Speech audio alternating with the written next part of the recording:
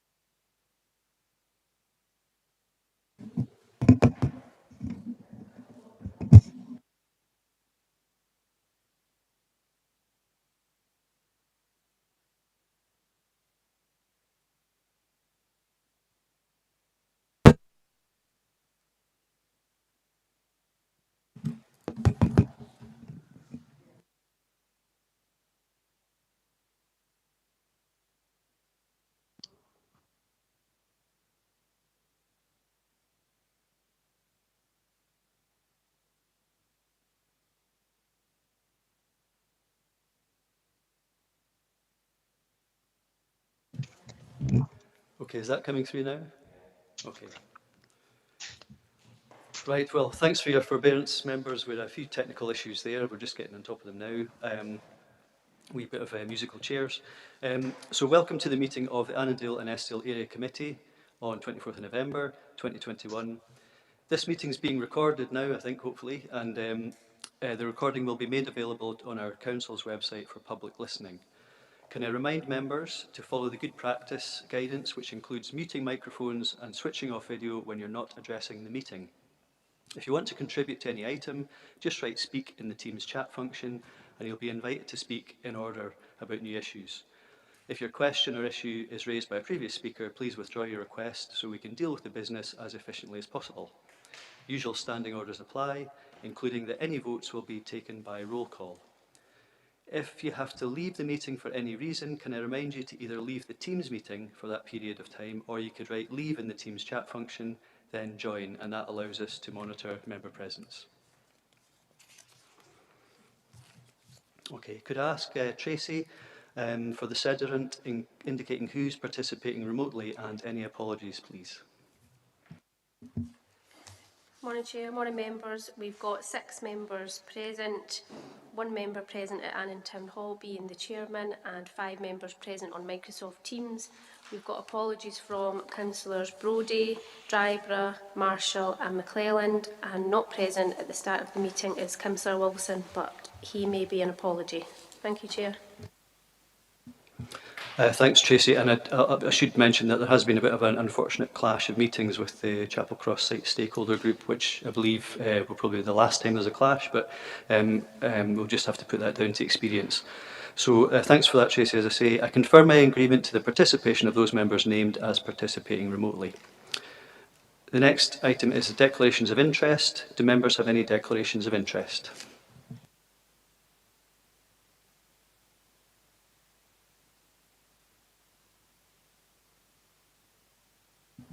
I'm not seeing anything in the chat, so I'll take that as a no. That takes us on to item 3, which is the minute of the previous meeting of 29th of September. We've got the minutes in front of us. Are we happy to approve the minute? Approved, Chair. Thanks, Councillor Fairbairn. That takes us on to item 4, which is the Health and Social Care Performance Management Report, which details progress against the Annandale and Eskdale Health and Social Care Locality Plan. Obviously, you'll have looked at the papers and you'll see some of the locality indicators contained, and they're classified as red, amber and green, which is obviously helpful for us to quickly gauge at a glance how well we're doing.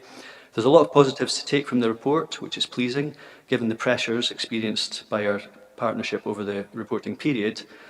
We do have one specific indicator, which is the referrals to the Multi-Agency Safeguarding Hub, or MASH, acknowledged within 5 working days, showing a marked decline in Annandale and Eskdale. And I'm sure members will be interested to hear more about the progress around that and how we are addressing issues in Annandale and Eskdale. Gary Sheehan and Barry Nelson are here to answer any member questions or address any member concerns. I think they've joined us in the chat here. So members, do you have any questions on the report in front of us?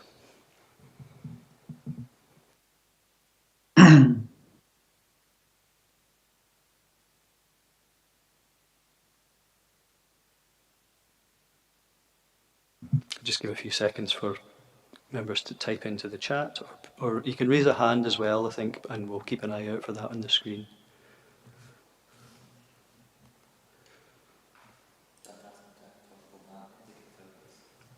Yeah, so while we're waiting for that, just in terms of the MASH figures, is there a wee bit more information you can maybe provide in terms of that performance figure?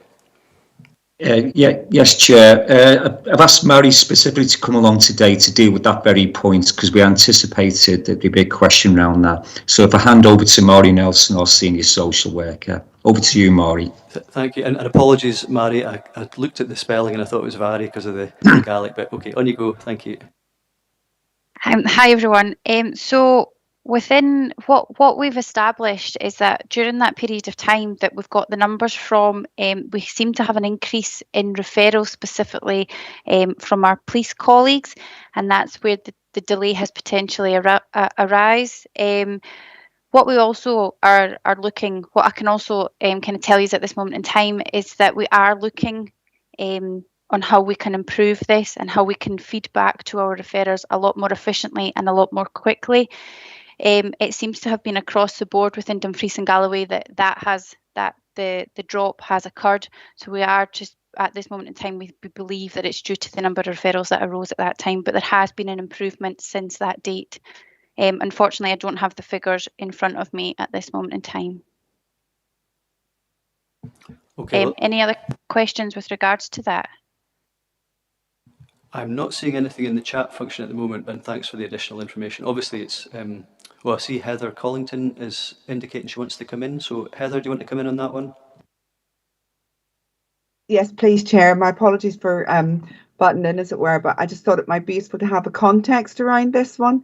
The indicator itself is part of the issue here, because the adult sport protection process, is one that actually referrals come in, and when we have to deal with what needs to happen to them, and we actually do feel that there's probably an adjustment needs to be made to that feedback indicator, because actually from the adult support and protection inspection we've just had, we had really good comments back about the level of feedback we were given to referrers. So we think it's possibly an issue to do with the indicator as opposed necessarily to the performance around it. So we would hope to maybe address that going forward. It doesn't tell you what it needs to tell you, I think, in relation to the feedback, I think is the key bit. Thank you, Heather. Any members got any further questions on any other aspect of the report? I see Councillor Ian Carruthers with the hand up there. I'm sure it is a different part of the report. I don't know if we're able to get an update in regards to the care home situation. Singleton Park has been a number of things in the press recently. If there was anything that could be reported to us here at a local level, I think, Gary, through you, Chair, would be much appreciated. Thank you. Absolutely. On you go, Gary. Okay, then. Obviously, this report refers to the beginning of the year, so the Singleton Park is a current issue which goes beyond this current report. But the position at Singleton is that because the previous provider withdrew as the registered provider of Singleton Park, the local authority agreed to take over as the registered provider of Singleton Park on a temporary basis, pending the outcome of a procurement process to seek an alternative suitable long-term provider. Unfortunately, there hasn't been a positive outcome to that procurement exercise, and no interest is being shown in taking over Singleton Park on a long-term basis. And over the last week, what we've been doing is speaking to families and staff within the home to confirm that there hasn't been any sort of interest in taking over Singleton Park on a long-term basis. So we're currently working with staff and with residents to identify, particularly for the residents, suitable alternative accommodation. There was always a possibility that the procurement exercise would not prove successful. So our social work staff have been working with residents and their families over the last few months through a very difficult situation.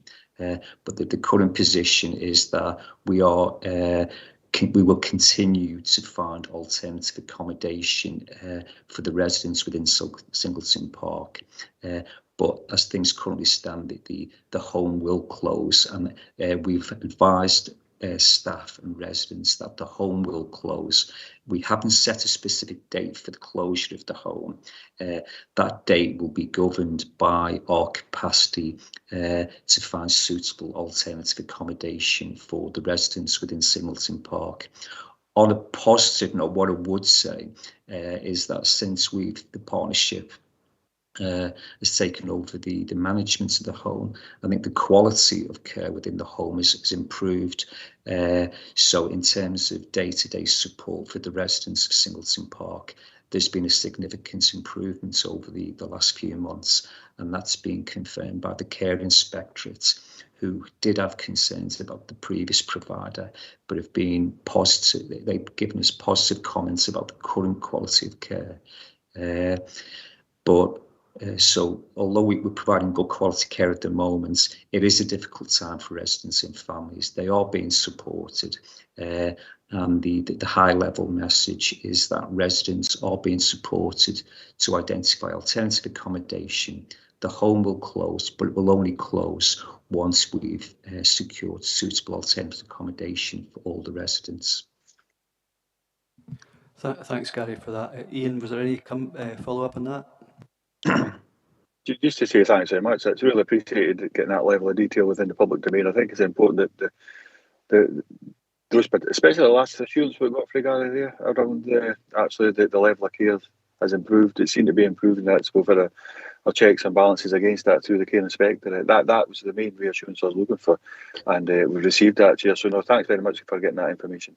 Thank you. I think the other thing I would say, just is that I want to sort of thank staff across the Health and Social Care Partnership, because at a very difficult time, at very short notice, we mobilised a multidisciplinary team of staff across the Health and Social Care Partnership. And during COVID, that was particularly difficult.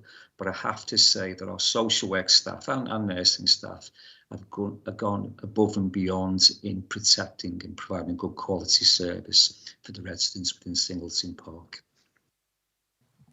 Thank you. And yes, Gary, and I'm glad you sort of mentioned that at the end, because clearly with a team across the partnership under extreme pressure, as it was, to be able to dig a little bit deeper and sort of attend to the pressing issue at Singleton Park, I think that was quite extraordinary, and I think we have to be very grateful for that.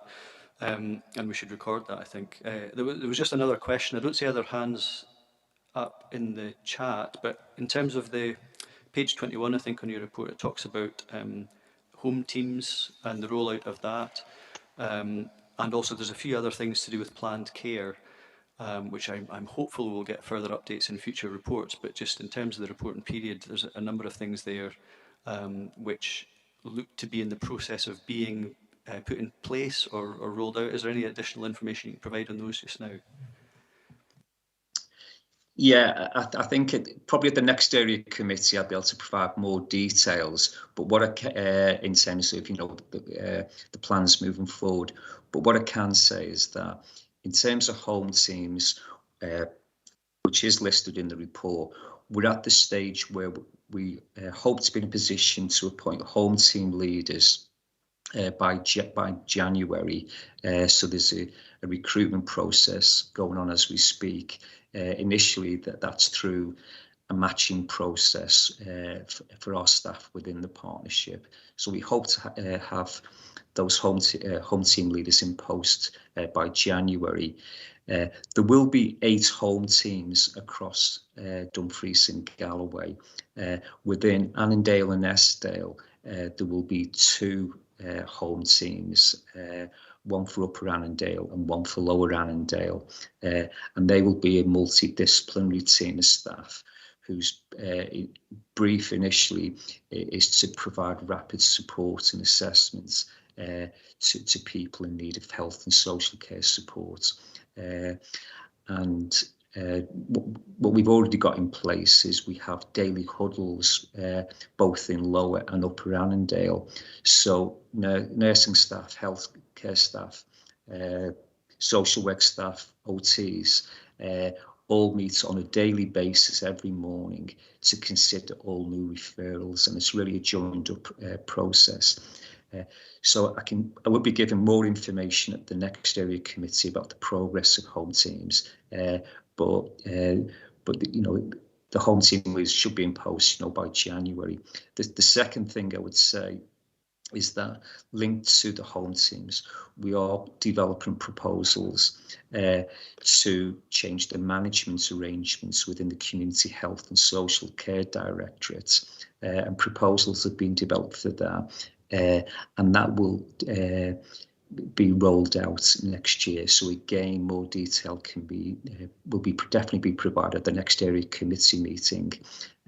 But the development of home teams has a knock-on impact on the rest of our arrangements, because what we want to try and do is have you know, rapid support at a local level. But what we also want to do across the whole of Dumfries and Galloway is have a consistent approach about how we develop health and social care services. So, you know, one small example is that you will see within the report that in Annandale and Eskdale, we've been very active with housing, with care and support developments.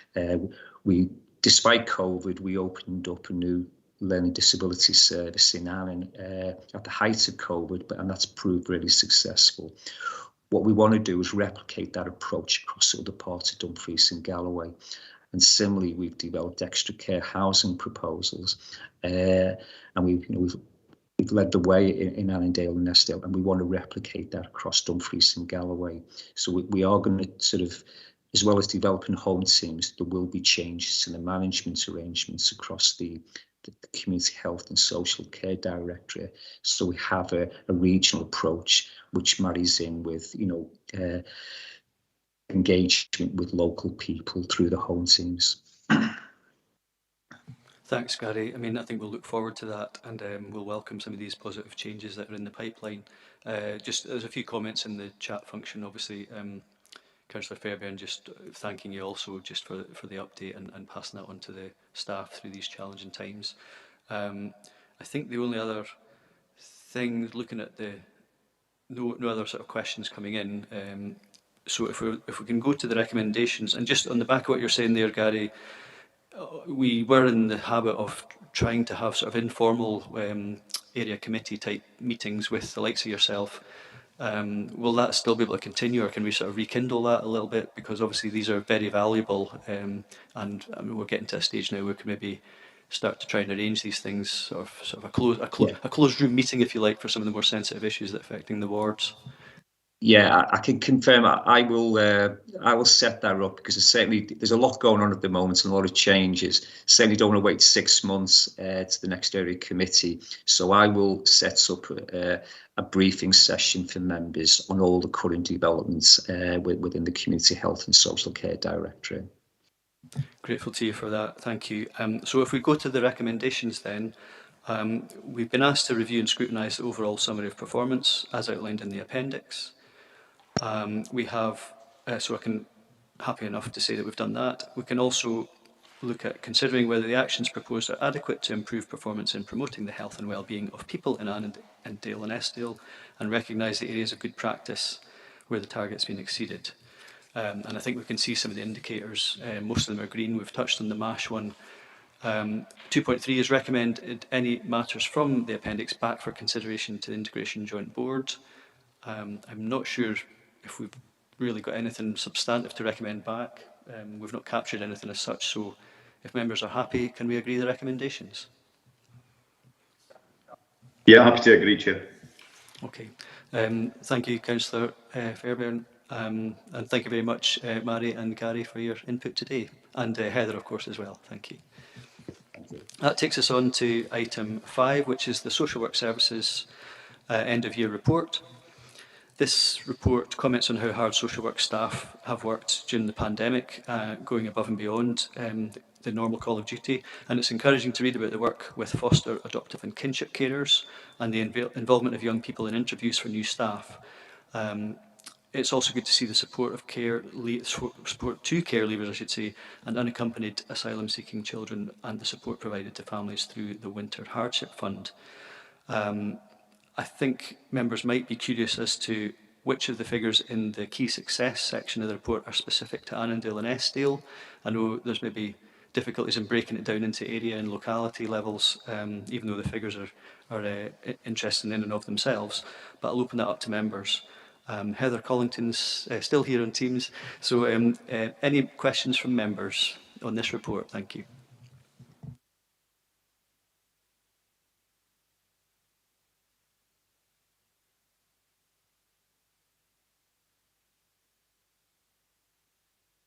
Councillor Fairbairn.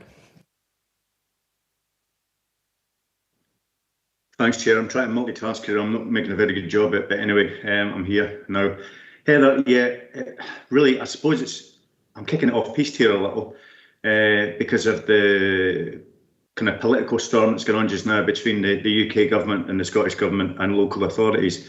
So I don't know really if this kind of ties in, or you can probably answer this question at this point, but it's in relation to the children, you know, that are coming across as migrants, the kind of children that are on their own without parents and not being accompanied, and local authorities are being asked. Obviously, Priti Patel has brought this up and said that there's only 31 local authorities within Scotland that have said they'll take these children. Is that something you can touch on? Now, I understand totally if you can. It's just I thought I would throw it out there a little.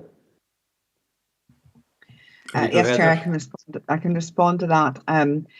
It's obviously a really difficult one for us because, you know, as a social work service, we really want to support any child that's in need, and particularly unaccompanied asylum seekers who, you know, will have been through a range of traumas, etc. We already work with quite a lot of unaccompanied asylum seeking children, and you know that puts pressure on our current resources. So we're always looking really carefully at how we do that. So certainly the announcement, which we're almost waiting to see now what the outcome of that is in terms of what the additional ask might be. And we work with our colleagues in the community service, certainly with Liz Manson, around how we might be able to respond to that if it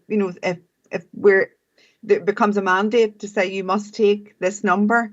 We're in as you will know, we're in a different situation than some of the other authorities in terms of some of the Central Belt authorities that might have more access to some of the children's services that we'd be looking at. You know, we have a smaller range on one level. We have a number of private providers, but you know, there's always that issue of how we balance out the needs of the unaccompanied asylum seekers, where we're not able to plan for that against sort of the planned need that we've got for the children already within the region. But as I say, we take each one as it comes, and we work out and try and find the best solution.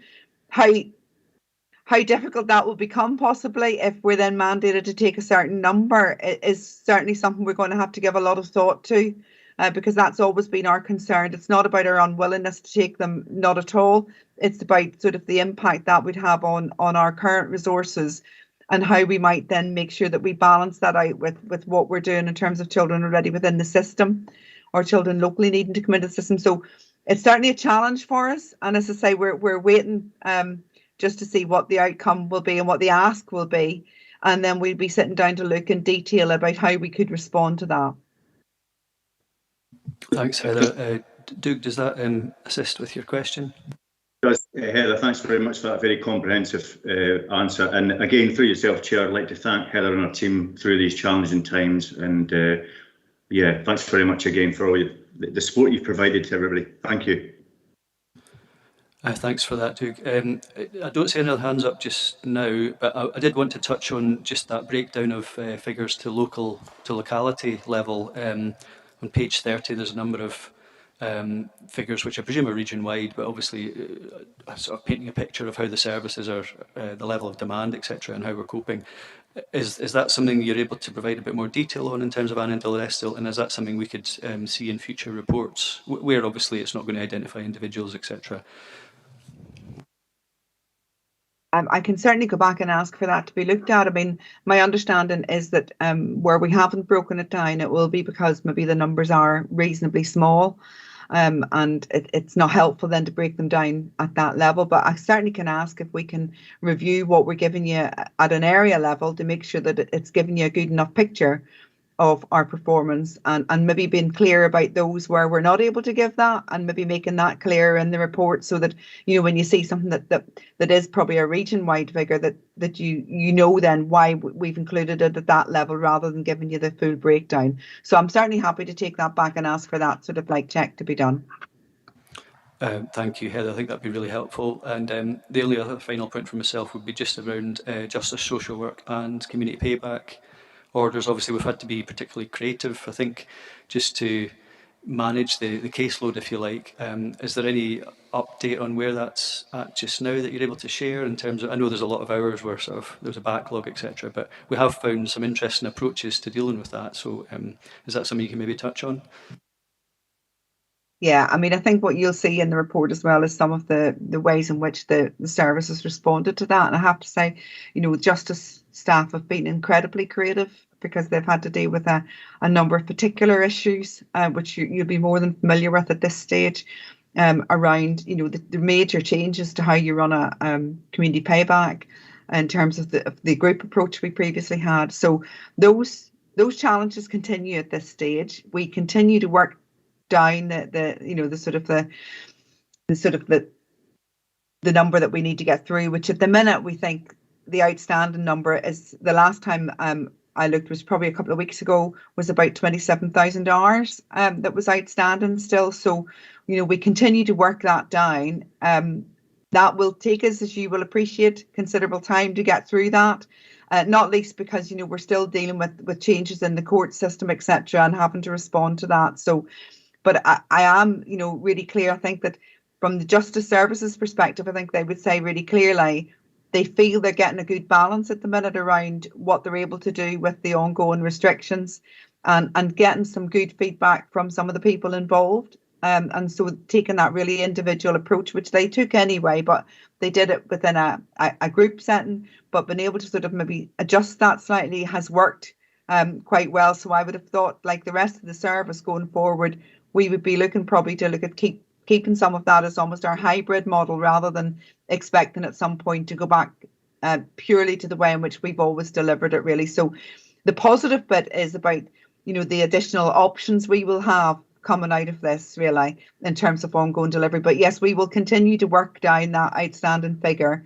But, you know, we are taking quite a substantial amount of time to sort of get through that, really, and we anticipate that. So we've done quite a lot of projection work around how long that's likely to take us.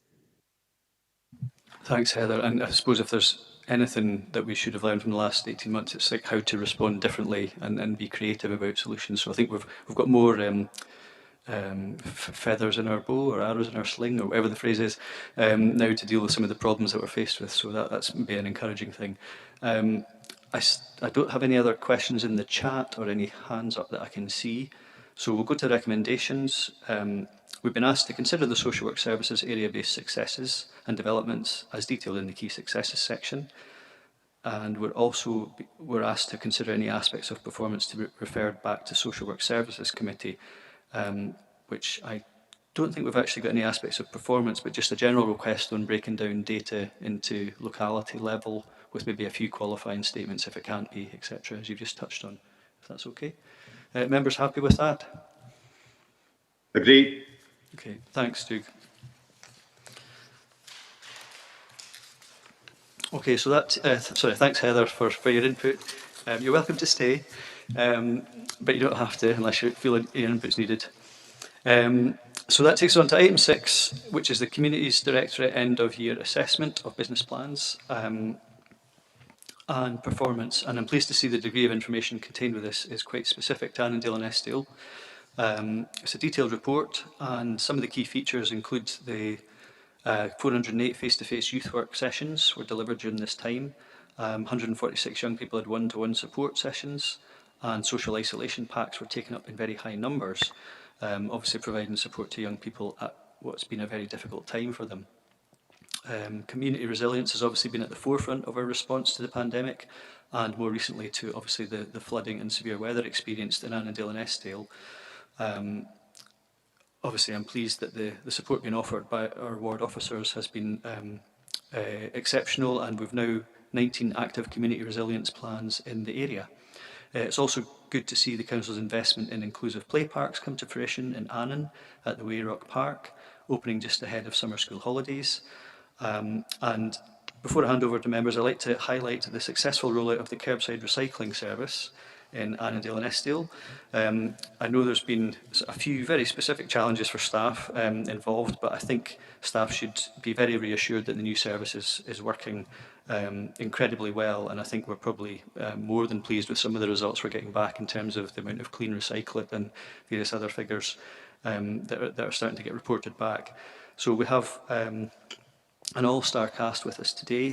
Vlad Valiente, Stephen Herriot, Ailsa Freeman and Liz Manson, I think, are on the call to answer any questions or any comments you want to make at this point. So, do you have any comments on the report in front of us, members?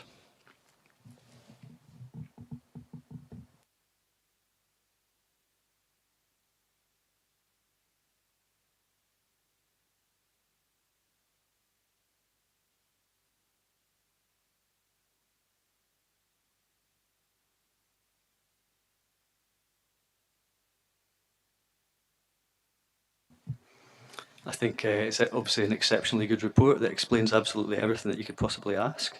I mean, I've got a few questions of my own, but I don't want to go there in front of other members. So I think, if you just give me a second, I'm multitasking here. Yeah, this is actually just a comment on the back of some community council meetings, but 3.9.2, this is to do with the visitor return initiative. I think we're starting to now see some of the signs in the region not looking at their best, and it's maybe an acknowledgement of how they've maybe served their purpose to some extent, but there's places in the region where it's now starting to actually detract, where there's maybe signs half hanging off a lamppost or a sort of a signpost or something like that. Is that something that's a piece of work that we're doing to review that and maybe you know, either take them down or ensure that they're fixed up properly?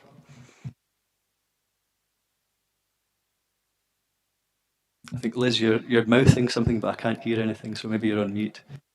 Okay, I'm conscious that although this is really part of roads and infrastructure, the ward team are certainly involved in this, and you're absolutely correct, Chair. They are being taken down for the winter.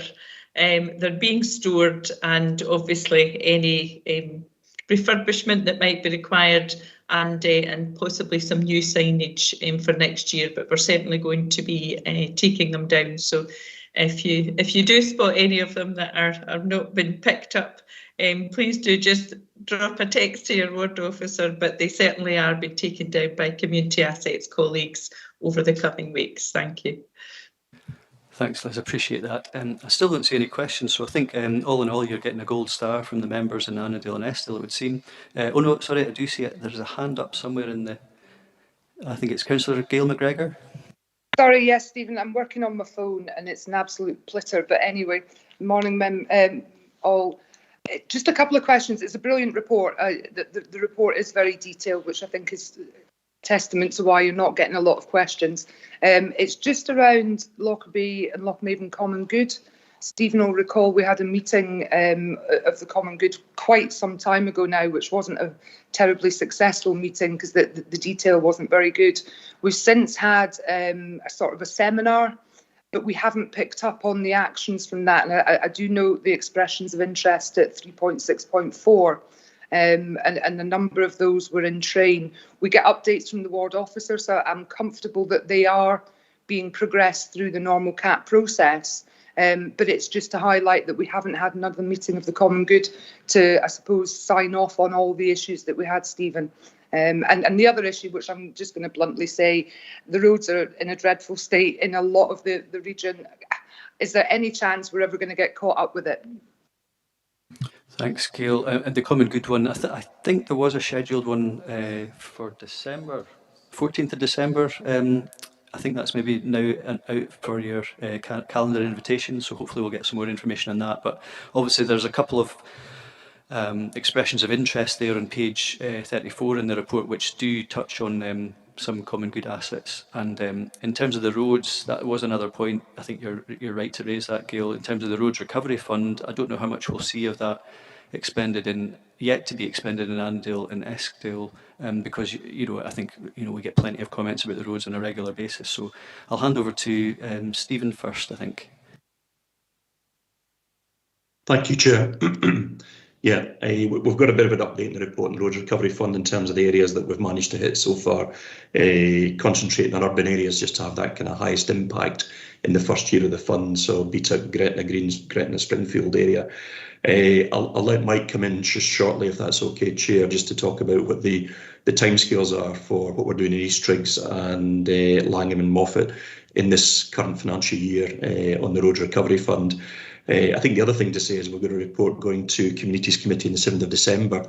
The Roads Recovery Fund is very much dealing about the kind of revenue type reactive repairs, the longer term investment. We've got a report going to Communities Committee on the 7th of December that provides members with options in considering the capital budget next year and the allocations for some of these asset groups on what different levels of investment would achieve by way of the road condition indicator, which is also covered in the report. And that shows a slight improvement in road condition across the region, and that's kind of driven by an improvement on the U-class roads, the unclassified road network. But we think that's possibly the kind of variances within the survey along the lines of they've actually managed to hit within the survey a number of U-class roads where we've recently carried out improvement work. So a bit more information going to Communities Committee on future investment and capital, and it would be useful if Mike could just come in and talk about the Roads Recovery Fund and NE as we come towards the last half of the financial year. Thanks. Thanks, Steve. Mike, on you go. Okay, thanks, Chair. Just regarding Annandale and Eskdale, where we are at the moment, we've probably got about 2 weeks work left in Eastriggs. And the plan at the moment is thereafter to move to Langham and then to move on to Moffat, and that's based on the data and information we have around a number of defects identified, along with the number of complaints received. The timescale to get into Langham, we're looking, weather permitting, before Christmas holiday period to start, and the Moffat situation probably around 4 weeks after the Christmas holiday period. Thank you. Yes, you'll be pleased to know that Moffat Community Council were eager to discuss roads last night, and I think they'll welcome the news. At least I think just to be able to put a timescale on it. But obviously that's really, you're sort of into January in the new year, but at least there will be a dedicated team. And will that just work in terms of that you'll be spending a period of time there and sort of hitting lots of issues all in a oneer, if you like? Yep, that's the approach we've taken so far in each of the communities we've been in right across the region, is that the squad are working on a dedicated basis in that particular community or town, and they basically leave the town and all the defects that's been identified should be repaired. Thank you. I see Gail's wanting to come back in, and there's still a wee question about some of the common good. Gail, do you want to just quickly come in on that? But the common good's fine. It's in the diary. We'll get that sorted out next month. No, it really is just the road situation. And Mike, you're very aware, because I've been liaising with you personally, well, through the team since April, May, on some specific issues around Ecclefechan, and absolutely none of them have been resolved. And as far as I'm aware, nobody's even been out to have a look at them. And I think we're now reaching a point where I'm slightly concerned that you said that you identify the faults or the defects and the number of people that have complained or the number of complaints received. So I wasn't aware that we based it on the number of people that are complaining about a road surface. It's just that if there has been a complaint made through the reported system or an elected member, and I just don't know how we're going to get caught up. And we're going into winter now. We're not even in winter properly yet. And some of it, it's possibly an impossible task at the moment, but if we can get as much resource into even just getting them assessed, because as I say, I'm not sure that they've even been looked at yet, apart from the ones on the B roads. Mike, are you able to add anything to that? I'm wondering if there is a distinction between the. Say, it's not a criticism of staff. Absolutely not a criticism of staff. And we're just on a catch up after COVID. But the state of some of the country roads around here is just getting almost impassable. So I have to raise it as a concern. Sorry, I didn't realise I was cutting you off there, Gail. Yeah, Mike, I was just wondering if there is anything you can add to that, because clearly there are some serious concerns in very rural areas, and you're not going to get a high volume of complaints particularly, but this doesn't mean that the network's not affected. And just, I suppose the Road Recovery Fund and the normal revenue fund are two separate funds. So does that mean there's two lots of workers going out in the area under different budgets? Is that something you can clarify as well? Yeah, thanks, Chair. Yeah, the Roads Recovery Fund is identified, or the approach that's been taken has been based very much on the number of defects that we have out there, and the locality where we have high number of defects. The number of complaints that we record has an influence, but it's not the only factor that we take into account, because each of the defects needs to be checked out and assessed along with that. The main roads revenue budget is also there to carry out road repairs and pothole repairs. So that's been utilised to identify the issues and prioritise the issues out with the community areas, so that there's almost kind of two streams of attack on it. Thank you. Gail, does that at least address the question, even if it doesn't maybe provide you with 100% assurance that it'll get done before Christmas? Yes, absolutely. And I think if there's any underspend in the COVID pot, which was reported last month, we should be looking at perhaps wiring some more of that into revenue for roads as well. But that would need to go to a much bigger committee than us. Well, I mean, I'm in your at the hands of members today, so we could make that a recommendation from this area committee if you're so minded. We could certainly ask the question.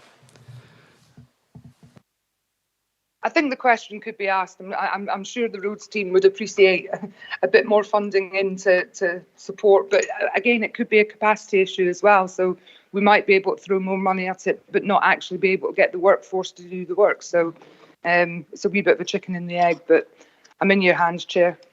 You can refer it as Chair if you like. Well, I'd rather be led by the members, but so we'll leave it hanging and just sort of make sure that we've got it recorded there. If members want to come in and make that something that's a firm recommendation, we'll have captured it in the minute, I'm sure. But in terms of referring someone back to Communities Committee, it's mainly performance, obviously, and that's something in terms of number of defects dealt with. That's maybe an issue we want to refer back in terms of the location and volume of some of the defects that we might want to encourage Communities Committee to allocate more resource or attention to. I don't see any other hands up. So if we go to the recommendations, we've been asked to consider... Hello. Oh, sorry, I beg your pardon, Councillor Fairbairn, on you go. Speak channel there. Yeah, I think Gail well and truly opened the stable door there, so she did. I was trying to remain very quiet in relation to this. It is an excellent report, and to be fair, Stephen's team, along with Mike, Any queries or any issues I've had have been resolved very quickly. I can honestly say that. Within the last couple of months anyway, I've had quite a lot of constituents come to me with various concerns, and it's been dealt with very quickly. The only concern I do have, as Gail mentioned, really is we obviously need more money. That goes without saying for roads in the region. And you touched on it yourself, Chair. People are not very good at reporting that live in rural areas. They tend to just kind of get on with it and just put up with the mess of the roads, so they don't really report it. So that's an issue we have as far as reporting is concerned. But as yourself, Chair, and Gail will have had quite a lot of complaints recently in relation to the B7020, Lochmaben. The residents from Heck and Itea and Lochmaben are obviously quite upset about the way that's being handled.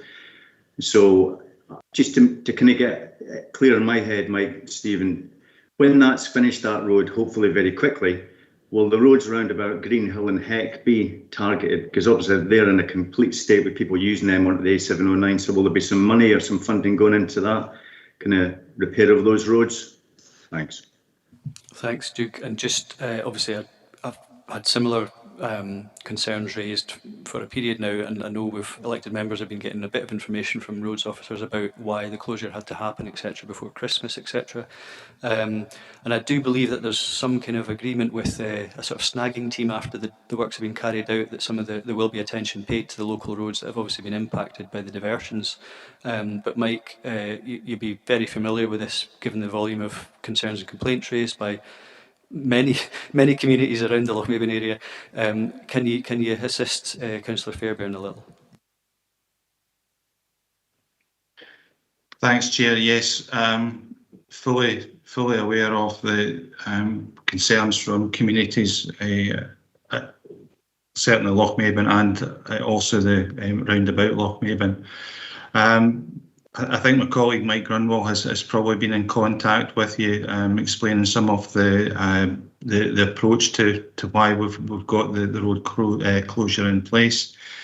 There is a plan in place that once the road is fully opened over the next few weeks, then to do basically a snagging list of issues that's cropped up following the use of lesser classification roads to people, to both farm and community, but also others to utilise that sort of bit of the network. So hopefully, members will appreciate that it's a piece of work that we've got in place, and Scottish Water are also keen to be part of that process as well.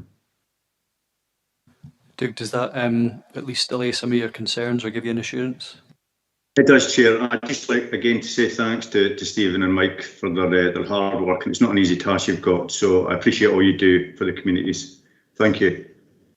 And thanks for that, Duke, and I'm sure that'll be received well by the officers. It didn't help, of course, that we had a massive flood right in the middle of the road closure, which has obviously affected the region. So, however, we managed to meet these challenges, and while we're a bit grumpy about it, we do succeed in getting past them, hopefully. So back to the recommendations then. We've considered, I think, the Communities Directorate Annandale and Eskdale area-based successes as detailed, and also 2.2 is consider any aspects of performance to be referred to the Communities Committee. Aside from what we've captured so far, are we happy to agree the recommendations? Agree. Okay. Yeah, agreed. Thank you, Gail and Duke, and thank you, officers, for your attendance today. Thank you, Chair. Thank you. That takes us on to item 7. Which is the end of year performance against business plan for economy and resources. There's a key success section of this report highlighting the part played by economy and development staff in supporting communities through the effects of COVID, in particular preparing and distributing food boxes, securing PPE equipment, the work of the cleaning teams, and the role of economic development team in securing and distributing grant aid to our businesses. Obviously, a lot of that seems a long time ago now, but that's the reporting period, so there's a lot's happened in that year, obviously. We can be pleased at the detail contained within the report, I think, which provides a number of updates on strategic projects in Annan, Lockerbie, Langham and Gretna, and I'm sure members will hopefully have some questions or comments in relation to those. We've got David Gardner, James Little and Melissa McGarry, I think, here on Teams to answer any member questions. So over to the members. Any questions or comments for this report?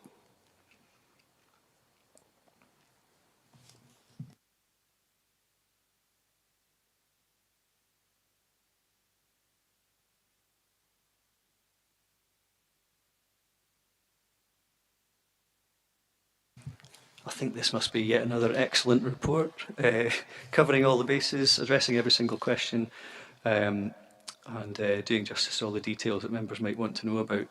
I do have a couple of comments myself. It was obviously just in relation to some of the successes in terms of the delivery of the housing programme. We've got a few that have either been delivered or in progress. I just wondered, and this is maybe, the table on page 45 is actually a bit of an odd one because it's one of the few tables of data in the whole of this suite of reports. Obviously, this is actually very useful because it provides the numbers of units. But I wondered, Jamie, if you could maybe give us a brief update on some of the projects that are sort of ongoing, because I appreciate some have been delivered, but some are due to be delivered next year and further beyond. Thank you.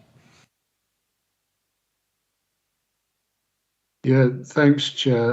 The update provided is based on our regular meetings with our partner organisations that work on the delivery of the Strategic Housing Investment Plan. So many of these projects are at different stages, some due for completion, some phases already completed and already being occupied. We do work very closely with the RSL developers, registered social landlord developers, to try and take forward this work. And there has been some key successes, particularly developments in Lockerbie. Lockerbie Academy was recent brownfield development that is now fully occupied, and many of the projects in Annan have also progressed well. The focus of the Strategic Housing Investment Plan is predominantly around sites that are allocated in the local development plan, or brownfield sites that may come up and could be considered almost a windfall.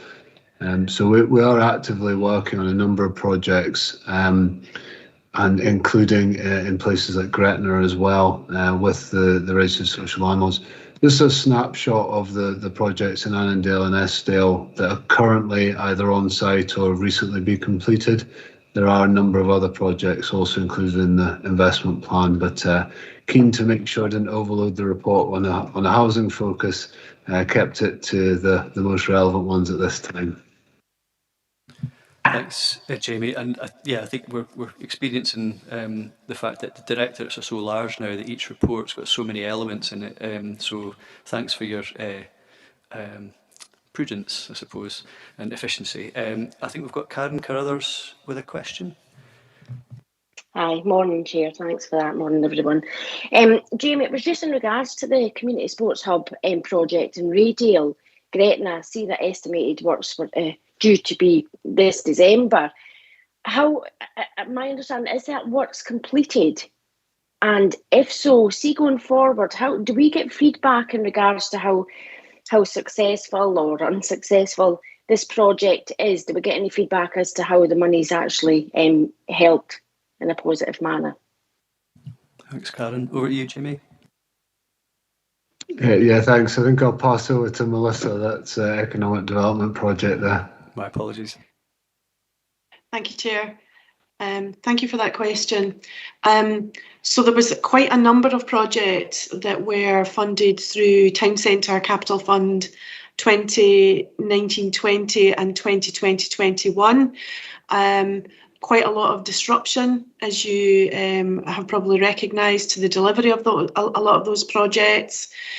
We have been monitoring them and providing monitoring reports to the Scottish Government. We're due to monitor, to get a further monitoring update from the group in Raydale. It is our aim to present an outturn report to Economy and Resources Committee in February of next year, 2022, and we will be able to provide an update on that. So I can't unfortunately provide a definitive answer on where that particular project is at this moment in time, because I've not cast my eyes over the monitoring situation in the current 3 months period, but we're due to collate that very soon at the end of December. Thank you. Does that satisfy you for the moment, Karen, or is there anything you'd like to add? If I could just add just into the Chair, please. Thanks, Melissa, for that. You said that the report will go back to the Economy Committee. Is there any chance that it could come out the Area Committee, just because it's actually local and I don't sit in that other committee, so I'd be interested just to have a feedback. Yes, thank you, Chair. We would welcome an opportunity to provide information to this committee.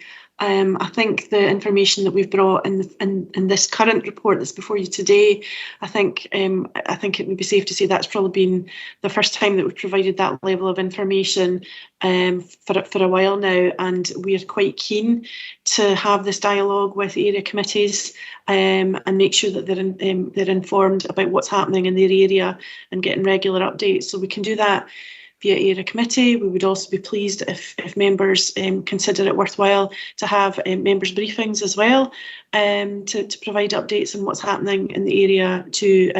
We've already commenced that process in the west of the region, and we'd be very happy to do that in the east of the region too, if members thought that would be worthwhile, Chair. Thank you. Thanks, Melissa, and I can see Councillor Fairbairn also in the chat coming in just to support that, and I think that would be very welcome. I know there's been times when we have asked, you know, what's going on in the DG12 project, what's going on in, well, just whatever the projects might be. So I think I'm sure the committee here would welcome some kind of either regular briefing or additional sort of updates on the key strategic projects in the region, if members are happy with that. I've also got a comment from Councillor Fairbairn just thanking officers for all the work, and at 3.7.4, which I think relates to the old police station in Langham. So I don't know if there's any additional data that can be provided on that just for today's meeting, but obviously for officers to recognise that members do appreciate all the work that you do, especially in these trying times. Is there any further information on 3.7.4, the old police station?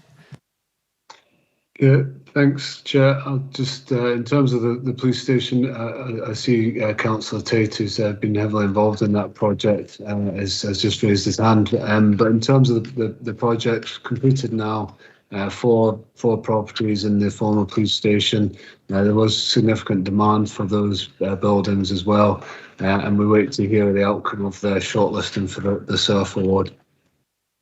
Thanks, Jamie. And I think your internet connection's faster than mine, because I've now got the message that Councillor Tate wishes to speak. So, Councillor Tate. Yeah. Thanks, Chair, actually, but Jamie's actually covered everything there, so we'll just leave it at that. We go up to Glasgow on the 9th of December to see if we've won this prestigious prize or not, but obviously we can't tell you whether we've won it or not now. But anyway, Jamie's covered everything about that. It's been a successful project at the police station, actually very successful. So we thank all the sponsors as well, and the council for helping out with this. Can I just say another thing when I'm on the line here, Chair? Just on the sports Townfoot Sports Centre feasibility study in Langham. You know, there was money given for a feasibility study to determine the economic viability and sustainability of this. Is there any outcome of that? Have we had any reports on that? On the viability and sustainability, has there been anything written up on that? Thanks, Bonnie. So was there? I saw that section in the report just about the Townfoot. So is there any further detail as things stand just now? We don't have any further update to provide on this at this stage, Chair. I think there were a number of issues identified in terms of the viability of the project that the group had identified.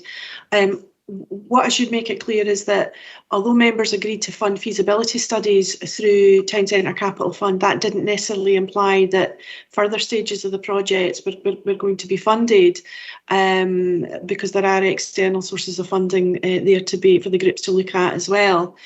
So we haven't actually had a further request for further support on this, other than them telling us that they agreed to close off that phase of the project. What I can add, however, is the Economy and Resources Committee back in June of this year agreed to set aside a pot of money out of the Economic Development Asset Class capital programme of £250,000 per year for each year for the next 3 years. That money has been used to establish what's called the Community-Led Economic Regeneration Fund. And that fund has just been launched last week, inviting third sector organisations, community groups, if they have projects that they want to either do feasibility work on or move on to the next stage and are seeking financial support to undertake the technical development of their projects, they can apply through that fund to get that support. So the closing date for the first phase is December the 13th.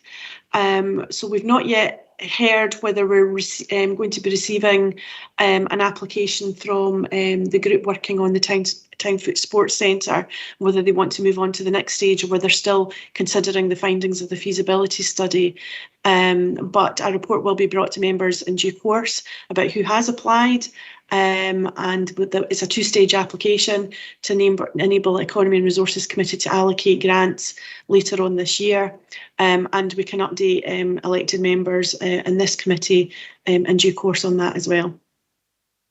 It's very helpful, Melissa, and Ronnie, I hope that gives you a bit of extra information just in terms of supporting the local group, if that's useful to you. Yeah, thanks, Chair. Just another wee thing when I'm here, actually, on the SURFs. 3.6.15. Is that £360? Is that a correct figure? I mean, it seems very low to me. I mean, somebody applied for £360 from the SURFs improvement scheme. I mean, that means a spend of just £720 really, because that £360. It's a 50%. Is that a true figure? Somebody's applied for that. 360 quid. Okay. Right. Yeah, I see Melissa nodding her head. It does seem incongruous with all the other figures in the thousands, etc. But that must just be the accuracy of the reporting down to the lower level of detail. So there we are. I think we've got Karen Carruthers again to come back in. Yeah, hi, thanks, Chair. It was really just going back to the former police station in Langham. I mean, it's not a question, it's just to say that project has been such a success, and, it's an exemplar of what a community asset transfer can be, and a community group working with the council and external organisations. I really think it's something that, going forward, if anybody's looking for how to take something forward, it's definitely worthwhile signposting there. Just a comment. Thank you. No, thanks very much, Karen. And I think what I hope officers are taking from this report is that there's an awful lot of successes here, and I think we're clearly doing things that benefit the community, and members recognise that. So I think that's certainly a takeaway. I don't see any other comments or questions in the chat. So if we go to the recommendations, we're considering economy and resource-based successes, area-based, and developments as detailed in the key successes section. And also, we've considered any aspects of performance to be referred to economy and resources. Are we happy to agree with the recommendations as they are? With the understanding, I should say, that we should be receiving future reports that are locality-based back to this area committee, whether it's in the form of briefing or a written report, I'm not sure. But yeah, I agree with that, Chair. Yeah, agree. Okay. Thank you, members. Thank you, Melissa, David and Jamie, for your input today. On to item 8, which is education and learning, end-of-year assessment, business plan performance.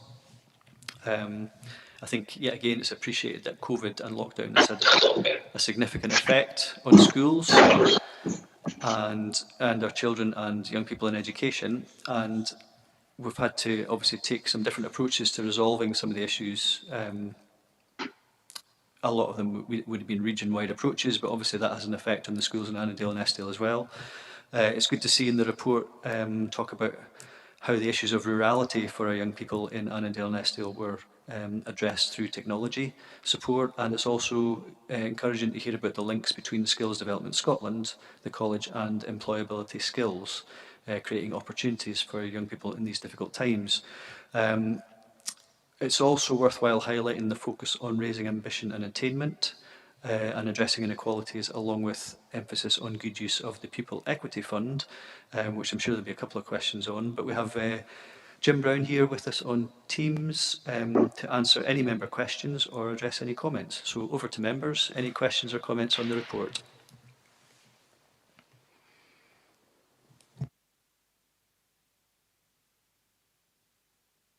Councillor Fairbairn. Thanks, Chair. Morning, Jim. Morning. Yeah, I'm aware of this. I mean, I've had many a debate in relation to the majority of this report. It's a good report. I would kind of go hand in hand with what the Chair's saying there with 3.17, page 49. It'd be good to see that, the skills development. I've heard quite a few talks around that as well, offline. Keen to see that going forward. It would be good to actually have that data on where these young people are ending up. Overall, yeah, I think it's quite a good report. I think that pupil equity, as the Chair touched on, yeah, it'd be good to have a little bit of feedback on that and where that's going. But yeah, that's all my questions, Chair. Thanks very much for that. Thank you. Jim, you want to maybe comment on a few of those points? Thank you, Chair. Yeah, absolutely. I think, first of all, it's worthwhile saying that I am hugely grateful to all our staff, young people, parents and carers, who I think responded phenomenally well in extremely difficult circumstances. Clearly, it is necessary for us to keep the education system going. It wasn't an option simply not to have that. And the flexibility of staff.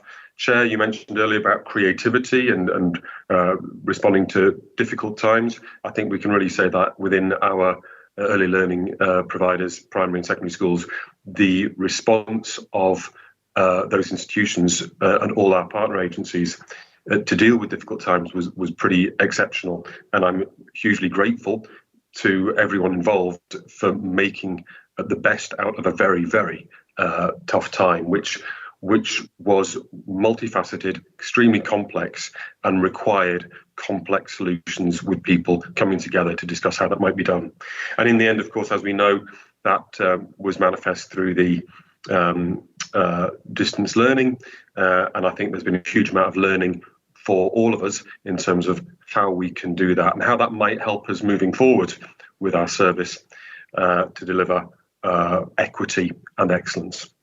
In terms of the response, the results as well, it's very interesting, isn't it? Because it wasn't just the delivery model that was entirely changed.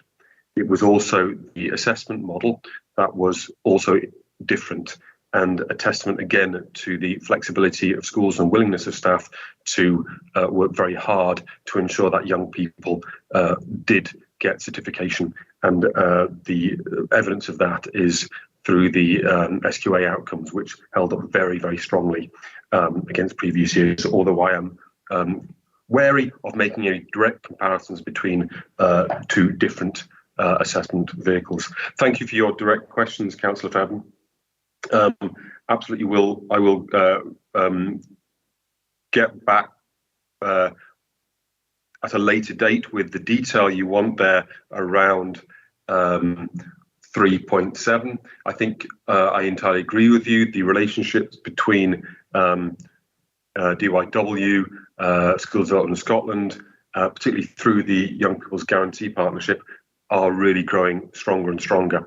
And we're using much better forensic analysis of the data to see which groups, which individuals we're talking about, and managing to link those people up to the marketplace. So absolutely more on that to follow. In terms of pupil equity funding, this is a complex one because, as you all well know, that is funding that is given directly to head teachers. It's £1,200 for every young person between primary 1 and secondary 3 who receives free school meals, clothing allowance. And what that means is the funding is reportable by head teachers. Now, we do have PEF reports, which are reported through the school improvement paperwork and the standards and quality paperwork, which are posted on school websites. I am absolutely happy to, keen to send you the summary for Annandale and Eskdale schools of all individual school responses in relation to that. What I might give you as a caveat is that what we would normally do for yourselves through our own data is give data that is, if you like, reliable and comparable, because we use the same methods of collection and the same means of evaluation. Because this is done pupil by pupil in over 100 different settings, therefore the way that any given intervention is evaluated is different. And so it's very difficult for us to put together all the different school responses and say, therefore, this particular intervention is successful and this one is not, because they were successful in context in that school for that young person at that particular time with that particular gap. And so we need to be careful when we read the outcome data to be very mindful of the fact that in some cases we're comparing apples with pears, or whatever the expression might be. So is there anything else, Councillor Fairbairn, that I can add to that, other than saying that I will provide you with that report? Councillor Fairbairn? Sorry, thanks for that. Yes. Someone's got a bit of feedback. Yep. Okay. Thanks for that, Jim. Wholeheartedly agree. I've had quite a lot of conversations with yourself and the director over the period of time, and I fully understand how difficult it's been for you all and how hard you've all worked and the challenges that you've had, and you've got to a stage which is quite remarkable considering you've been up against it with the Scottish Education Scotland as well and all the chops and changes there. But in relation to the Pupil Equity Fund, this is probably an offline conversation. I have spoken to the director about this, so I want to raise it really because I'm quite glad that you're coming back to us with that a breakdown of what scores what and who gets who and how it's distributed, such like, which would be quite good for members, especially for myself, because I had a lot of emails the other week there from pupils, believe it or not, which I was quite concerned about, and that's been addressed. But it was to do with that and the school and how they weren't getting this and weren't getting that. And I'm not going to name the particular school, but it is out there. The director's aware of it. So I would appreciate that, Jim, members through the chair. That would be quite helpful, I think. Thank you. Thank you, Councillor Fairbairn. Chair, might I come back on that comment? Yeah, I was going to ask a similar question, but yes, please come back. Yes, I think there was also the factor, Chair, Councillor Fairbairn, that because of the remote, the fact of the remote nature of learning, a good number of interventions that had been tried and tested previously, particularly involving particular staff, were not necessarily relevant or able to be delivered in anything like the same way. So you can imagine that in many cases, interventions would require the immediacy of a relationship with the young person in a room. And again, it was that need to translate that particular mode of learning, mode of working into a remote one. And in some cases, that certainly wasn't easy. So it's worthwhile again saying that we can compare PEF for a number of years now. We can look at the types of interventions, but again, it's just that caveat again to say that this year, some of the interventions were really not as relevant as they have been in previous years. Thank you. And I think Councillor Fairbairn's point is well made. I think I think we would welcome, and I'm sure I speak for most of the members, in terms of receiving that additional data, particularly if it could be shared maybe with the members of the area committee about the positive destinations and the developing the young workforce, but also the PEF, because there is, while you say it is reported through the school improvement planning and standardised quality reporting system, I think there is that element where there should be at least some, where appropriate, and obviously you've given the caveats about the context and the relevance, and obviously things are shrouded in the COVID blanket just now, so it's that I don't think that's enough to not allow members to have sight of them. So, and I think that's maybe something we've sort of asked for. I appreciate it's difficult, but we do have the data there. And given that if the context and caveats are provided, I'm sure we'll be able to understand the level of detail we are safely able to see and what that means in the context. Because every intervention, there's no guarantee it'll work. It's just our best guess at dealing with a problem. And the funding is there every year to try and amend, change, adapt, and be creative with how we then apply it. And that's what the head teachers are charged with doing. So I think that accountability would be helpful. I'm sure members would welcome that additional detail. I do appreciate as well that the reports we're receiving today are kind of a light touch kind of reporting. So we'll probably be getting a more sort of granular detail at the next area committee in 6 months' time. Is that right? I'm looking to Stuart here. So, so I appreciate that these reports are very much giving us as much as we can a sort of level of resolution that's appropriate. But I don't know if that's if you're able to take away from that, Jim, just in terms of providing the members at Annandale and Eskdale area committee with those levels of detail. Thank you. Thank you, Chair. Absolutely, I will send you a summary of the head teachers, the individual school responses to their own PEF spend as a document, just as the Annandale and Eskdale schools. And as you say, Councillor Thompson, the Chair, this was, as you said, a light touch. And equally, this time of the year, some of the reporting measures, or at least the time of the year for which we are now speaking to, some of those reporting outcomes were not actually measurable at that time because a lot of them are to do with SQA attainment.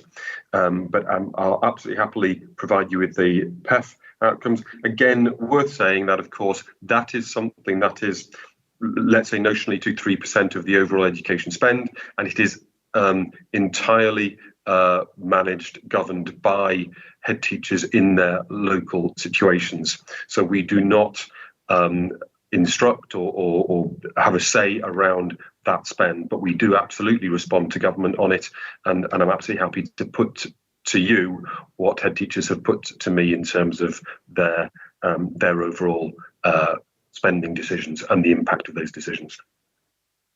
Thank you, and I think that would be very welcome, Jim, so appreciate that. Councillor Fairbairn has just typed thanks in the chat, so I think we're just looking for that detail for Annandale and Eskdale. I can't see any other questions in the chat, so I've not got a wee notification from my assistant here. So we'll just go to the recommendations for this one. We've been asked to consider the Education Learning Director area-based successes and developments, and also consider any aspects of performance to be referred back to education and learning. I think, I mean, we've kind of captured, it's more actions than recommendations, I think, in terms of back to the parent committee. But if members are happy to agree with the recommendations with those actions as agreed? Yeah, agreed, Chair. Okay, thank you. And thanks, Jim, for your input today. Thank you. Thank you, Chair. Bye-bye. So that takes us on to item 9, which is the Area Committee's review.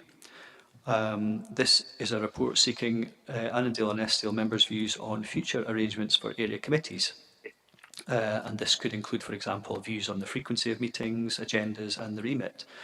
There's also members will be aware there's a number of workshops ongoing at the moment, but there's further ones in December as well, which will be looking at the points, or take account of the points raised at all the area committees, because this is sort of doing the rounds at the moment, if you like.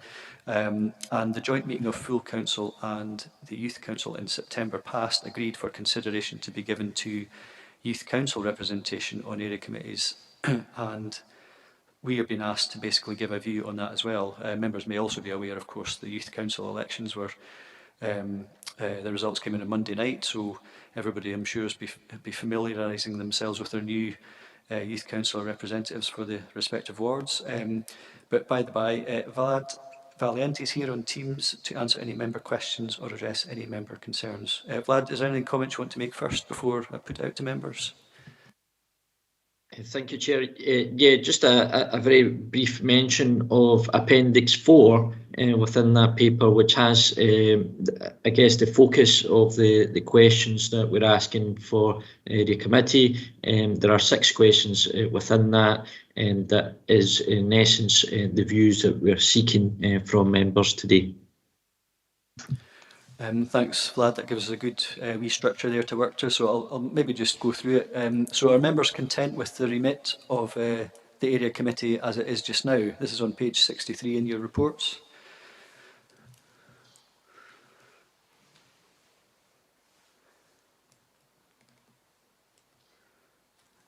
I can't believe everybody's going to be totally happy with that, but I mean, nobody's come back yet. I'll go through them and then maybe give members time to percolate their thoughts and type on the screen or whatever. Are there any changes members would propose regarding the remit of area committees?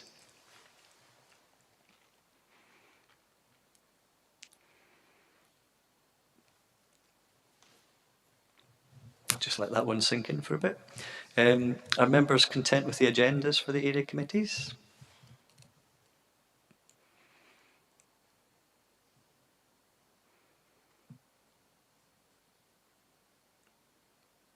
That silence speaks volumes. And if required, what changes would members propose regarding the agendas? And Councillor Fairbairn's added some constructive feedback there. Yeah, so the frequency and the content, the frequency of meetings for the area committees, are we happy with that? We seem to have a kind of set structure from year to year. And again, if required, what changes would members propose regarding the frequency? I mean, I have to say that subject to the role of the area committees and what they do has exercised a number of opinions over the years, so it's quite it'd be great to capture something from this area committee. I don't have a particular view, but I've heard people talk about, oh, let's have meetings in the evenings, let's do away with them, let's give them more powers, let's give them a budget, you know. But if everybody's content to leave it as it is, then we can just put back that we don't have any feedback to give. Oh, sorry, I see Gail McGregor's got a hand up there. Thank you. Gail, on you go. Sorry, I feel like you're pulling teeth at the moment, Stephen. I always work on the basis that if I've got nothing constructive to add, then I'll generally say little. I think we've reached a stage now where area committees are in a good cycle. The nature of reports that we've got are very relevant to our local area.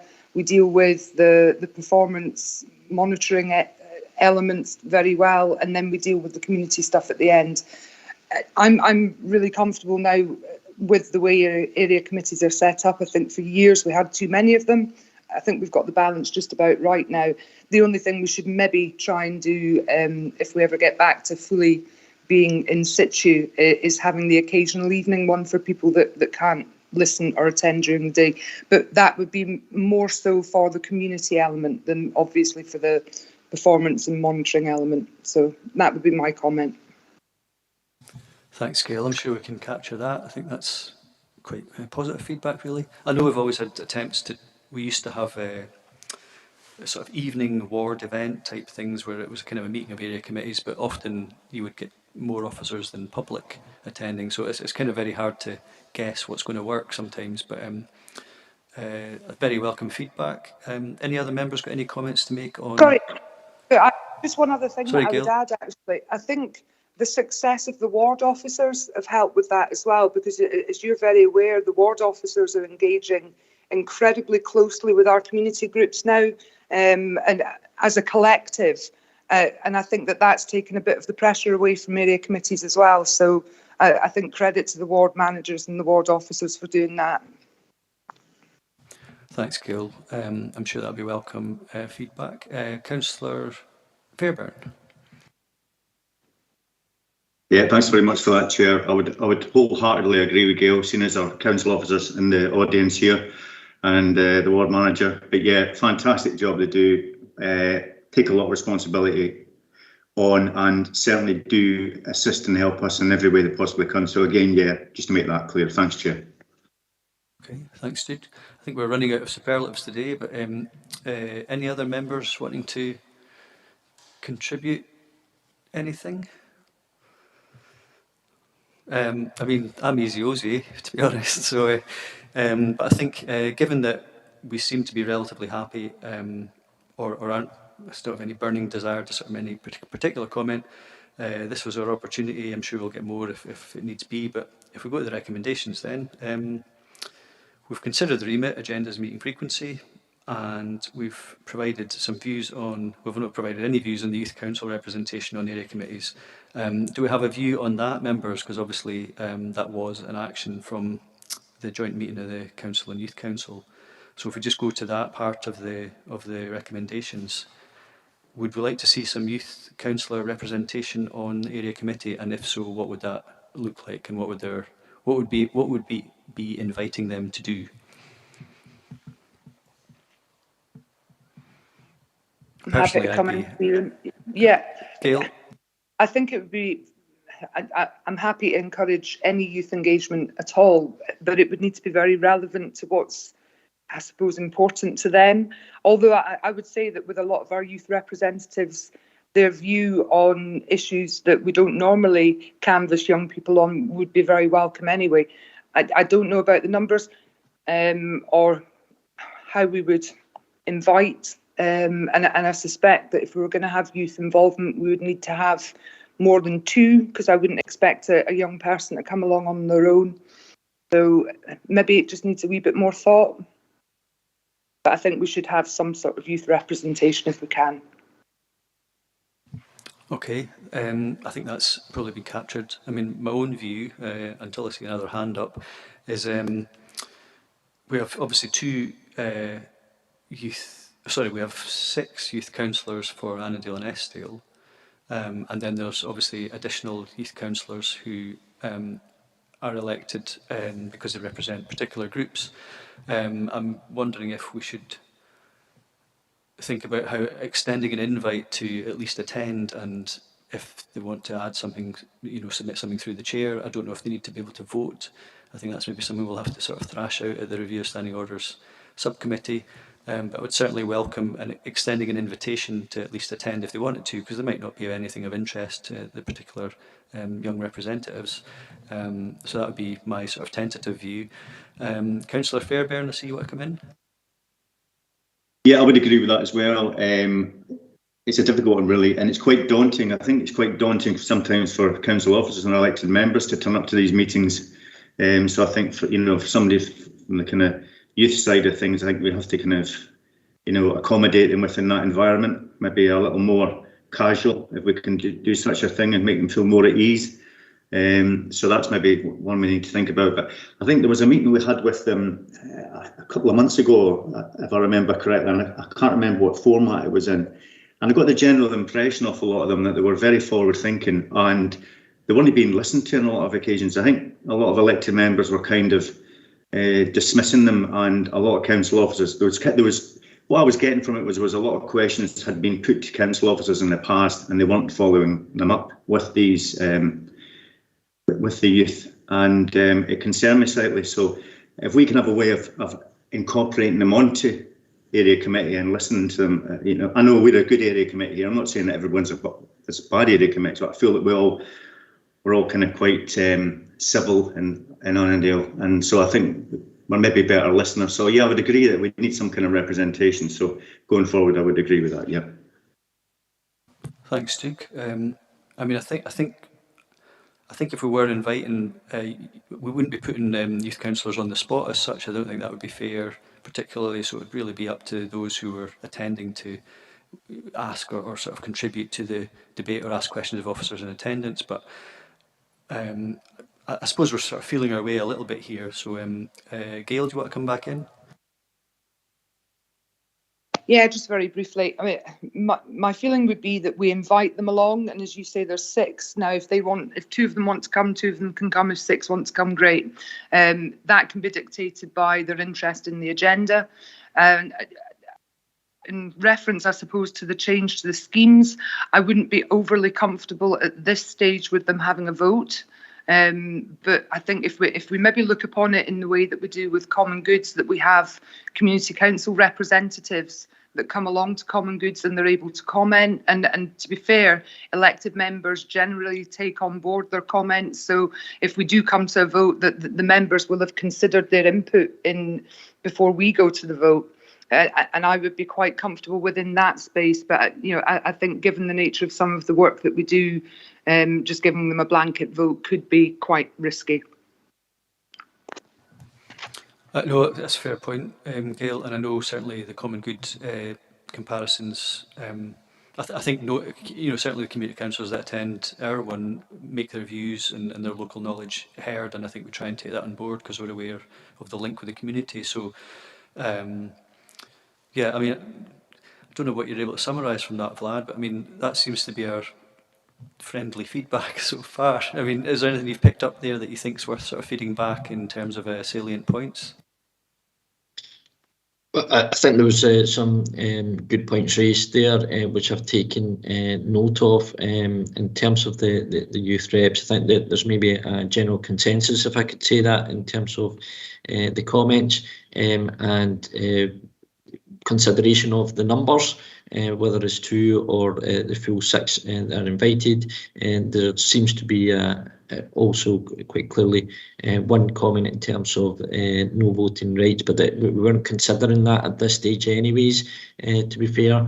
And that's in terms of the youth participation, and I can see the parallel that's been drawn in terms of the common good element of it and how community councils participate within that.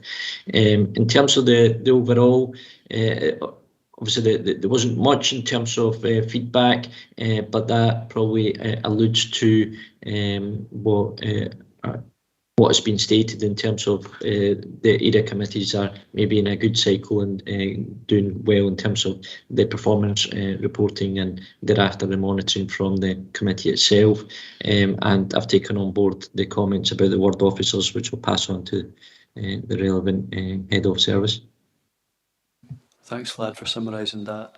I don't see any other members wishing to contribute, and I think that's fairly captured what's been said here today. So with that, I think we'll just head to recommendations. So that's consider remit agendas, meeting frequency of area committees as outlined in Appendix 4, and provide the views to the review of standing orders subcommittees, and provide views on youth council representation on area committees to the review of standing order subcommittee. So I've got a wee note here. Tracy, can you sum up what members' comments have been? But I think Vlad's kind of already done that. So so thanks, Vlad, for that. And if members are happy to agree with what Vlad said in terms of what's been captured. Yeah, agree, Chair. Thank you. Okay, thank you. Yep. Thanks, members, and thanks, Vlad, for listening today. Brings us on to item 10, which is the application to the Tackling Poverty and Inequalities budget. We'll be able to note that there's currently £11,890 remaining within this budget, and that 3 applications were received and scored by the scoring panel. Stuart's available here to answer any member questions or address any member concerns or comments. So we've got 3 applications, which are application from Kate's Kitchen for their Stronger Together project, the application from Langham Play Care Limited for their mental health recovery from COVID project, and the Gretna Supporters Society Limited for their Go Fitba project. So members, can we now consider what we would like to do with the remaining budget as outlined in 3.7? Stuart, I don't know if you want to add anything to this particular part of the report. Thanks, Chair. Nothing particularly to add. Happy to take members through 3 applications as you normally would in terms of determining the awards that members would like to allocate, and in reference to the subsequent decision at 3.7, that will come once we know what members have determined in terms of the awards to the 3 applicants. Thanks, Stuart. I see Archie's. Well, firstly, before I come to Archie, if we can knock out a couple of these recommendations first to establish the ground that we're on. The first one is to note the £11,890 that's available as set out at 3.4. Are we happy to note that? Noted, Chair. Thank you. And then also note that the the Annandale and Eskdale Area Committee eligibility, priorities and criteria as contained in Appendix 1. Can we note that? Noted. Thank you. So that takes us to the 2.3 anyway, which is consider the application summaries. Archie, do you want to come in? Yeah, thanks very much, Chair, and apologies. Obviously, SSG was on. We'll just finish as quickly as I could, going through that to get back into the Annandale and Eskdale Area Committee. I hope you can hear me okay. It's just with regards to the application, I'm happy with the recommendations, and I would suggest we go forward with that. But we did ask at the last area committee about anything that was remaining should go to the £1,000 or below applications that Stuart manages on our behalf, and I would ask that perhaps happens as well, so that we can get the money spent this financial year. If organisations are willing to apply to that, and I would suggest that. Thanks, Archie. And I did make a wee reference at the start of the meeting because obviously there was that clash with the SSG, but thanks for making it across. Gail, do you want to come in on this one? Yeah, I'm quite happy with Archie's suggestion that it goes into the sort of small project fund. And are we confident that that fund will be exhausted? I suppose would be my question. And if we're not confident that it's going to be exhausted, I think we then need to make a very quick decision to maybe put it into the elected members' discretionary pot, because I'm quite sure we've all got projects that we could quite happily give an extra couple of £100 to. Yeah, thanks, Gail. I think effectively it seems to be that we're agreeing the recommendations in terms of the applications as scored, unless there's another view.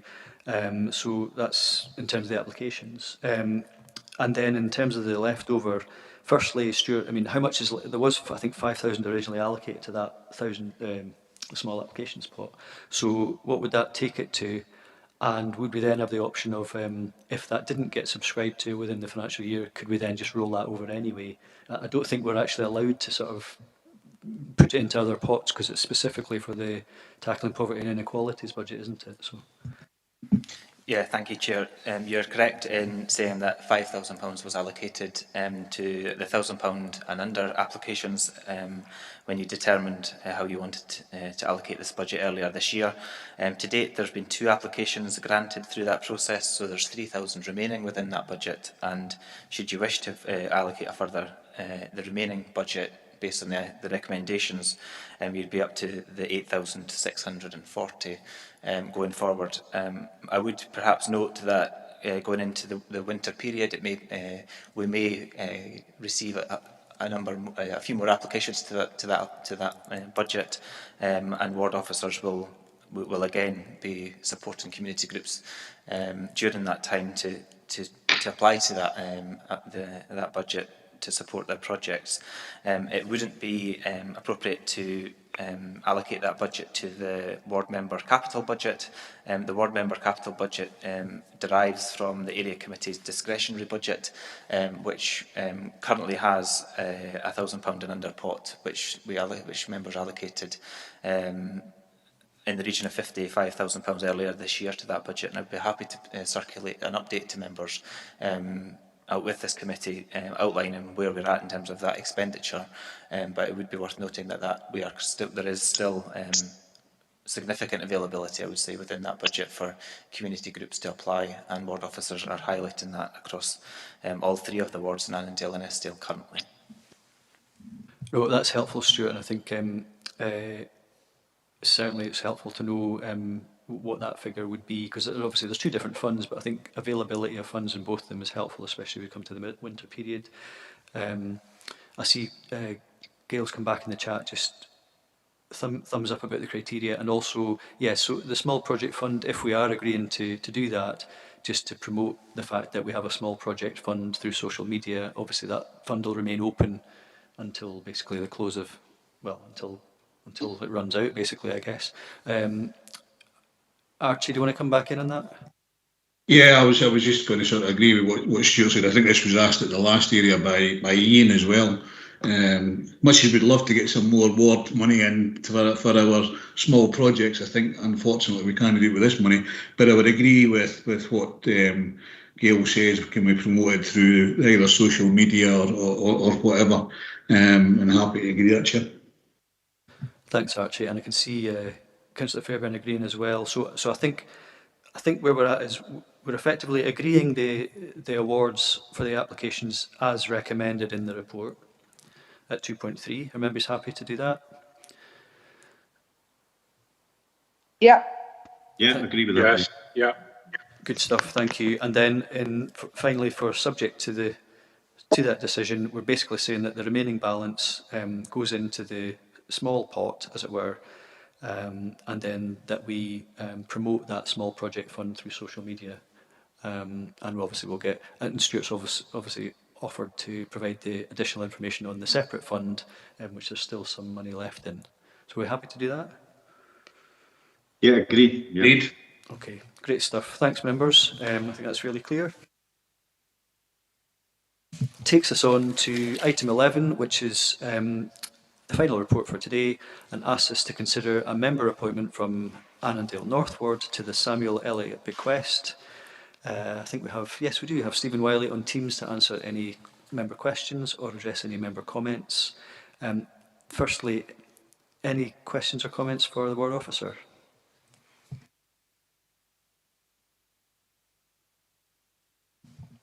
No mad rush. Stephen, is there anything you wish to add to this one? No, thank you, Chair. So this is kind of the domain of Annandale North Ward members. Myself and Councillor Wilson are already on this bequest, but we do require another one. Do we have a nomination from Annandale North?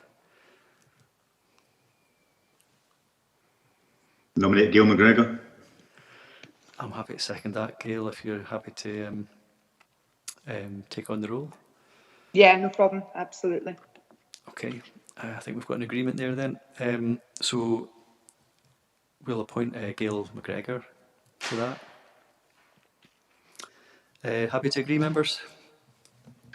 Agreed. Thank you very much. Agreed.